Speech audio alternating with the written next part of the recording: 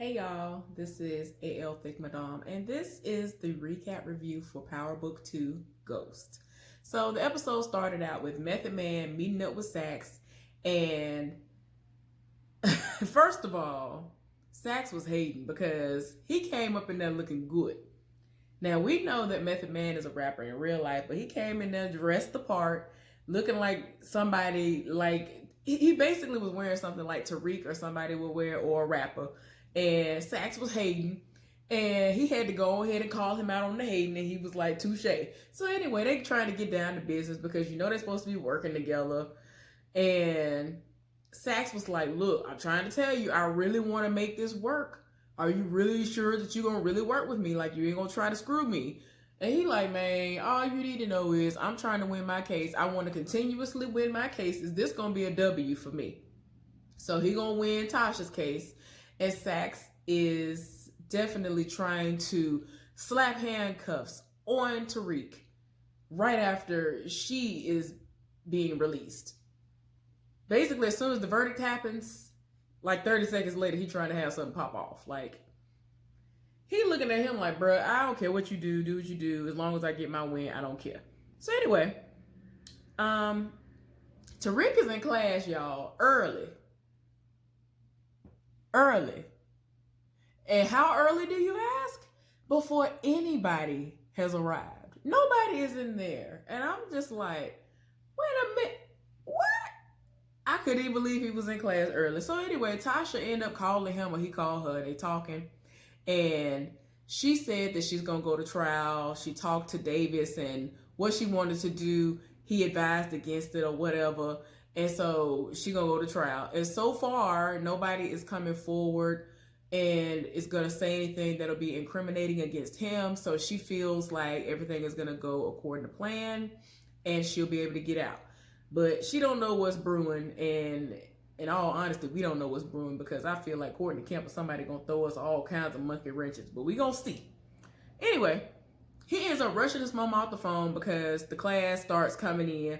Everybody is shocked he's in there early. The girl who, everybody would probably classify as ghetto, she was like, dang, what you doing here early? And all of that or whatever. Lauren was surprised he was in there early. So then, everybody gets settled. And so the ghetto girl, he actually, said something to her talking about, so what you think about it? And it was a book they have to read. Y'all know all throughout this episode, this season, they have been reading certain books and all that. And he wanted to know what side she was on. So Professor Milgram was like, well, Tariq, not to cut you off, but, I really want to know that answer too. So she went around the room asking everybody what side they were on and how they felt about it and all this other stuff. So apparently there is a clear line between right and wrong. We all know this in real life. And so she was asking everybody if you're good or if you're bad. And you could tell that the conversation and everybody's answers and how they have explained them is really getting to him because he's feeling guilty, because at this point, he don't even really know if he really a good guy or bad guy. Who am I? So to me, you can tell that it's kind of getting to him because of all the stuff he's been doing. And, he killed his daddy. He feels guilty for what he did. He feels guilty about his sister being killed because she was always trying to protect him. Like, the most was going on. And, a lot of stuff has caught up with him. So, yeah. So Saxe and Davis are trying to go through jurors, potential jurors, who will sit for the case. And to make a long story short, almost everybody that they picked are black or of Spanish descent. Some kind of, they're a brown person. They are... It was like literally like one white person in there, a random white man, and everybody else was black and or Spanish speaking. And I was just like, oh my God. And like Davis already said earlier in the episode that, the people are going to have to look like him. Like, to really pull it off, he wants the people to look a lot like him. And he was not playing no games. I was here for it. And it was funny because the judge was shocked that they were getting along, and she was kind of confused and like, y'all agree? Okay. All right. Because the last time they were really, pent against one another, they were going at each other's necks. So it's like, what is going on here? For y'all to actually be getting along? What? So yeah, I can understand her being confused.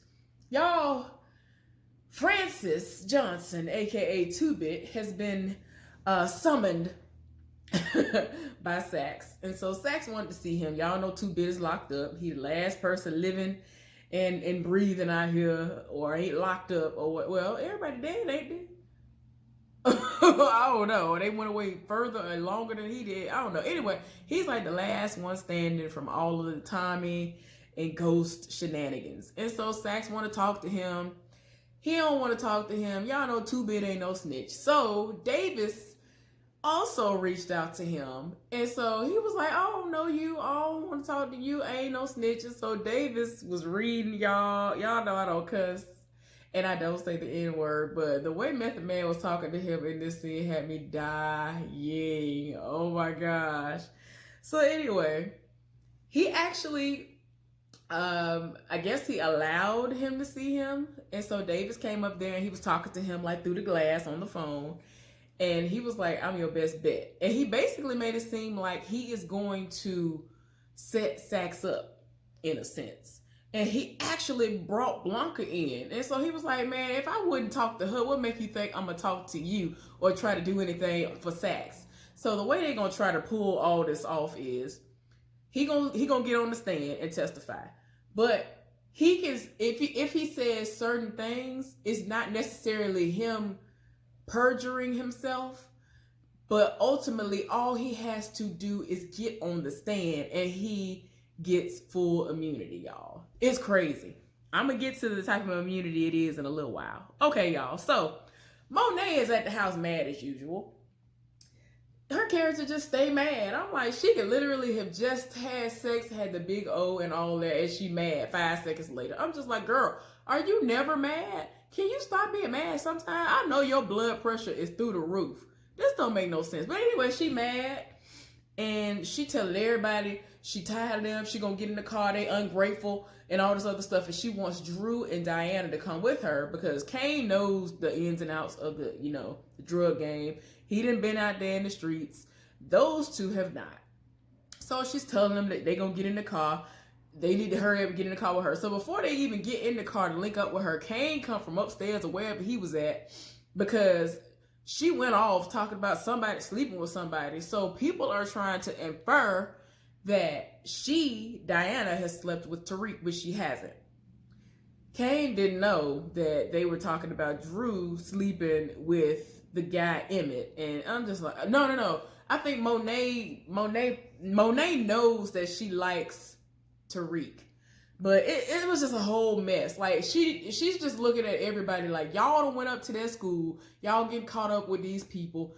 Y'all need to just focus on the business. That's ultimately what all this is about. So Kane got into it with Diana, was like, you better not be having sex with him. Tariq can't be trusted and all this other stuff. And so she's trying to tell him that she ain't been with him like that. It ain't like that. But he ain't really trying to hear it. So anyway, Tariq ended up showing up to Lauren's room. Lauren apparently left something in class or dropped something in class. And so he came by to drop it off. So they ended up having them a little moment. They was about to kiss. And in typical fashion, as always, her boyfriend appeared out of nowhere. And this heifer forgot that he came into town. I'm like, how you forget your boyfriend coming in town? Okay, then, you ain't that busy, heifer. You are not that busy. So anyway, Tariq is still in the room, mind you. And so Tariq being petty, he gonna come out from behind some bushes, come out from behind some yeah. So and I'm like, sir, you knew you was right. But anyway, he was like, really? Him again? He and his feelings. And so she was like, it is not like that. And I'm like, girl, y'all was just about to do the most. The kissing, I'm pretty sure, was going to lead to more. So why are you acting like nothing was going down? You have already kissed Tariq before. Girl, stop. So anyway, Tariq was like, look, I think that boy tried to say Jamal, right? And he was like, man, no, man, my name is Tariq. He was like, I'm Tariq.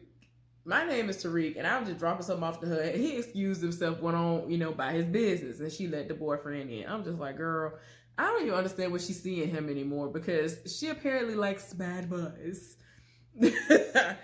Or people that she can't figure out. She likes people who are mystery to her. And that's Tariq at this point. So anyway, y'all. Oh, okay, it wasn't that long or that loud. Because I was about to say, y'all, here come the sirens, but it wasn't that bad.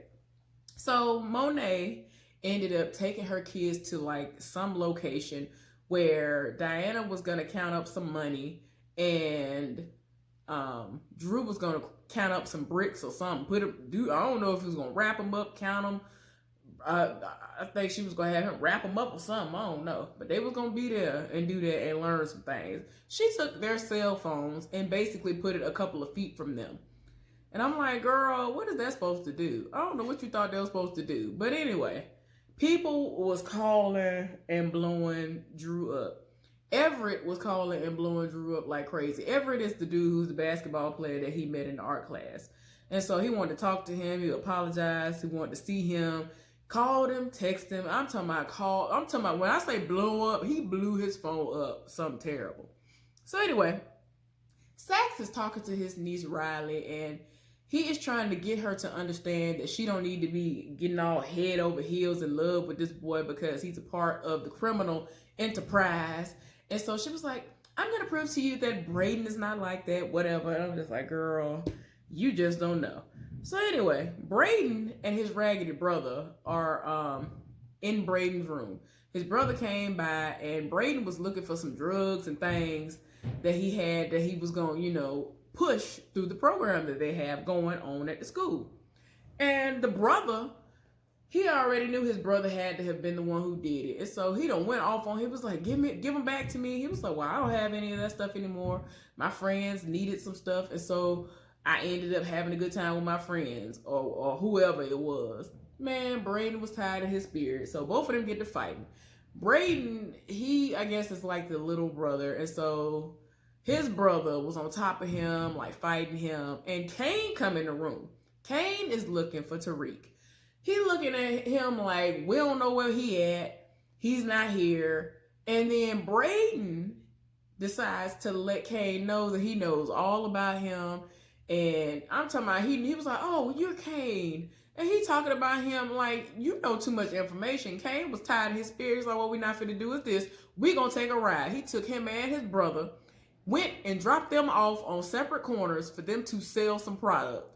Well, we know that Brayden's brother wasn't going to do that well. But anyway, Brayden did exceptionally well. When he went out on the corner, he actually saw a group of guys. He befriended them quickly by giving them a blunt and having all of them do the puff, puff, pass situation. And they felt like it was some amazing product. He had product in his hand, and they was calling around to people to see if they wanted to buy it off of him. So he was able to sell his. Meanwhile, his brother was looking crazy. And the first thing out of his mouth, for the most part, was talking about, oh, okay, this is like Die Hard.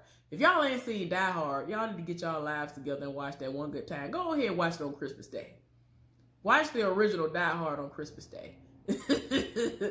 But yeah, he tried to go over to a phone, and of course the phone line was cut. I'm like, you must not know what type of neighborhood you in. Most of the time, that stuff has been disconnected or somebody cut it up, so it ain't gonna work. Well, he starts to panic a little bit. Then he saw a person walking by, thought he could trust them, and asked to use their phone. Yeah, somebody came out of nowhere. Another person came. They started speaking Spanish, and they was tired. Like, they didn't want nothing to do with him, and they was about to beat him up. He eventually did beat him up. So when Brayden was done doing what he was doing, Kane came back after a certain amount of time, picked Brayden up. And so he was like, can we please go pick my brother up because my brother's not like me. Kane praised him for all the work he'd done because he had done an amazing job selling stuff. And I'm like, yeah, you just don't know. Brayden is everything. if you gonna have a sidekick, he really is there for you. Because when I first encountered him on I was about to say this show on Power, I was like, oh, he finna get killed. Like, I thought he was gonna die before they got out of high school because he wanted to. It's like some people want to be too involved, and it's like you don't know what you're asking for. Because you gonna get killed. Hopefully he don't get killed. Like, he is the type of person that you would want on your side because he literally is ride or die. Y'all, so anyway, what I forgot to mention was when Brayden and his brother were taken, and I thought about it the whole time. I was like, oh my gosh, is he gonna do it? He actually knocked the pieces over and made it look a mess. Like, one of their plans was for Tariq to see whenever he's not in the room. A way for him to let him know what's going on is to like knock every, like if it's like crazy, like ridiculous, like the worst case scenario, knock everything over, knock all the chess pieces over. So that's what he did. And Cane told them no phone, so his cell phone was sitting right next to that too. Oh, y'all, I was so tired of my spirit. So anyway, Drew got tired of waiting around, and he didn't care about what Monet was talking about no more. So he ended up leaving to go see Everett. His sister kept on telling him, I already know what you're finna do. Don't do it. Don't do it. And he was like, forget all that. I'm finna go see him. I got things to do. It is what it is. Tariq ended up coming in the room, and Riley was in there. Keep in mind, the door was wide open from when Cane came in there. So this is how this heifer got in there. I hate how they have everything set up perfect for this heifer to really give all of this information to her raggedy Uncle Saxe. I'm just tired. Cooper gets on my nerves. This particular Cooper, because the Cooper that's on the blacklist, I love him. We're not gonna do that to him. I have to make sure that we're not crossing TV shows. I like that Cooper. I don't like this Cooper. Cooper Saxe I cannot stand. But anyway, y'all, I had to make that plan. I had to make sure y'all knew what it was. But anyway, y'all, I just hate how they set up everything so perfect for this heifer. I'm like, why though? Why? Like, this heifer happens upon everything. Like, ain't that much good luck in the world. Oh my gosh. So anyway, they ended up, Cane ended up picking up the brother, and he was beat up in, what is his name? Ramirez. The guy who is the side piece of Monet's, he ended up pulling Cane over. Cane already knew what it was. And y'all know that Brayden and his brother come from a wealthy, well-connected family. So Ramirez, he knew what it was, because once he ran their information and he found out who they were, he was like, okay, the two of y'all get out of this truck right now and go stand by my car. So he ended up talking to Cane and was letting him know that he need to go home. Everything he got going on for the night is over with. He need to stop all this. And he tried to figure out how he even know that he was out and about and doing anything. He was like, because we kept getting phone calls from people talking about two white guys on the corner selling drugs. So they already knew what it was. And he was like, you need to be thanking me, because he keep on covering for that family. Like, all because he lived for Monet, and because he basically works for their father as well, just like everybody else. And I'm just like, bruh, you are lucky. You are lucky. So anyway, Riley and Tariq ended up playing chess. This heifer tried to take this as an opportunity to question him. He wasn't answering nothing. So while he was in the middle of playing chess with her, Lauren popped up. And no, not Lauren, Diana. I don't know why I always want to say D. Diana popped up. So earlier in the episode, Diana was told by her mama that she had 2 hours to go and retrieve Drew. Everybody already know where Drew at. Whether she knows what a room is or not, I don't know. But Diana knew where it was. So she ended up popping up over there. They had already done what they was going to do. And at that time, they were playing video games. And so he went to get the door, and he was like, yeah, you have a visitor. I'm going to go take a shower. And so she was like, Mom, you know, she ain't here for this. She don't want you to be out here like this. And so while they were actually together, somebody came by with a study guide, and it had the drugs on it. And so he inadvertently ended up actually finding out information while he was over there. So ultimately, his mama can't be too mad at him because he found out how Tariq runs these drugs to these kids, and nobody is really at risk of getting caught. And then he charges like 3+ times the price. So that's how he's able to really, really get this money going and come in and keep rolling in the dough. So Diana, like I was saying, she stopped by to see Tariq.